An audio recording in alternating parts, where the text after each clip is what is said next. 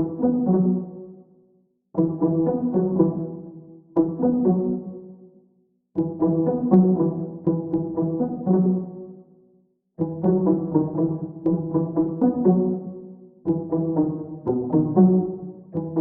miresaky ny zavakanto sy ny tontolon'ny mozika malagasy ary ny ihany koa tontolon'ny mpanakanto malagasy dia nalaza be indray ny mpanakanto Basta Lion izay voasa manokana tamin'ny fivanihanana tamin'ny onjam-peo iray izay malaza maneran-tany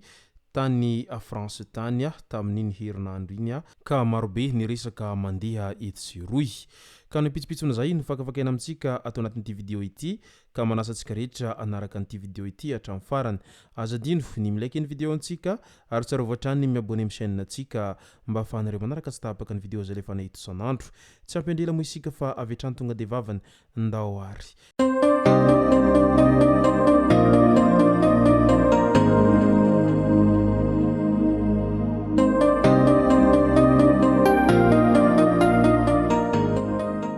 ny tonga tsy miarahaba hono namantesitra ka dia faly miarahaba isika rehetra mpanaraka tsy tapaka an'ity chaîne ity tenako amin'ity androandroany ity araky n'izay efa natsipiko zay dia ny mahakasika ny resaka mpanakanto Basta Lion no tena iomparantsika atao anatin'ity video ity ndao ary ho fantarantsika izay raha vantany vao miresaka ny mpanakanto Basta Lion isika dia ny zavatra tonga ao an-tsaintsika rehetra dia ny hoe mpanakanto malagasy izay miondana gadona dansal sy rythme izay isany mampiavaka azy moa izany ny fahaiza manaony eo amin'izay resaka dansal izay ary tena tsy misy toazy raha oharina amin'ny mpanakanto malagasy eo amin'izay resaka gadona dansal izay hatramin'ny ela mandraky tiny androany dia mbola i Basta Lion irery ihany zany no azo lazaina hoe mpanjakan'ny dansal raha ho an'ny mpanakanto malagasy sady hainy no tena vitany tanteraka ny manao an'izay resaka gadona dansal izay ary marobe ireo mpanaraka azy sy ny mpankafy azy ao anatin'izay fankafizana dansal ary miavaka foana ny hirany Basta Lion rehefa manao an'izay gadona mampiavaka azy zay ity mpanakanto kalaza malagasy ity tsara ho marina nefa fa tsy dansal irery ihany no tena ahafantarana any Basta Lion fa izy dia afaka mihira tout rythme na ny salegy izay hira sy gadona nentim-paharazana izany na ireo karazana rythme marobe toy ny zouk-love sy ny reggae dia hainy izany mpanakanto Basta Lion izany hiraina avokoa ary efa nanome proof mahakasika an'izany fa hafehezany izany rythme rehetra izany moa ny tenany tamin'ireny rakikira sy ny rakitsary rehetra izay navoakany hatramin'izay ireny mafimafy teny zay raha mpanakanto Basta Lion ary sahisahy mihitsy izy na eo amin'ny fomba firesaka na any anatiny izay fanaovana clip sy ny maro hafa izay na eo amin'ny resaka tononkira izay maherihery sy manindrotsindrona ny fomba fitenin'ny Basta Lion raha olona tena tsy mahafantatra azy angamba dia tena mihevitra fa i Basta Lion ty aneka tena olona misetrasetra sy mahery fihetsika be nefa amin'ny fiainana andavanandro dia olona tena mahay miaramonina sy mahay miaraka amin'ny rehetra izany Basta Lion izany no sady tsy mba tia miadiady amin'olona izany raha ny fahitana an'izay seho en direct nataony Basta Lion tao amin'ilay onjam-peo anankiray tany ampitan-dranomasina tao Frantsa izay dia tena niavaka ary nanaitra ny maro raha vantany vao nahita sy nandre an'izay en direct na Basta Lion izay samy niezaka nizara avokoa ireo mpankafy rehetra any Basta Lion tao anatin'izay live en direct nataon'izy ireo tamin'izay onjam-peo izay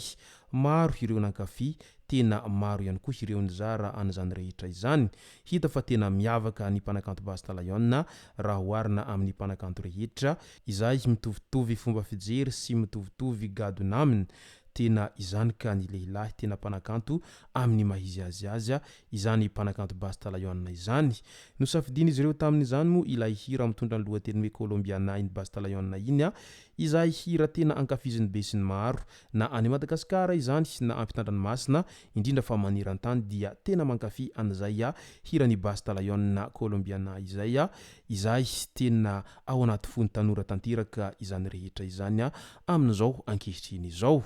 etsankilana nefa dia maro ireo naneho hevitra indrindra fa ireo zay zokibe azo lazaina hoe old school ao anatin'izay resaka zavakanto malagasy izay ao moa ireo nilaza fa tsy manaja ny soatoavina ity hirany Bastalayon ity. Ao moa ireo naneho ny heviny amin'ilay hoe tsy hitako izay mba hafatra ampitainy ity hira ity. Ao koa ireo zay nilaza mazava fa tsy mba misy soatoavina hoentiny mihitsy ilay hira kolombiana dia tsy hitako ny mba hafatra hoentiny izany eo amin'ny fiainan'ny malagasy sy ny tanora malagasy ary indrindraindrindra fa ny eo amin'ny fiainan'ny pirenena sy ny amin'izay resaka soatoavina izay. Eo indrindra no tena miteraka resabe amin'ilay hoe resaka soatoavina. Tsara ho marina fa io soatoavina mahamalagasy io dia tsy voafetra izy io efa hatramin'ny ela mandraka tiany androany ary tsy mipetraka tsara ilay hoe inona tokoa ilay tena soatoavintsika malagasy amin'ny fomba hoana sy hoana no tena ilana an'izay soatoavintsika malagasy zay.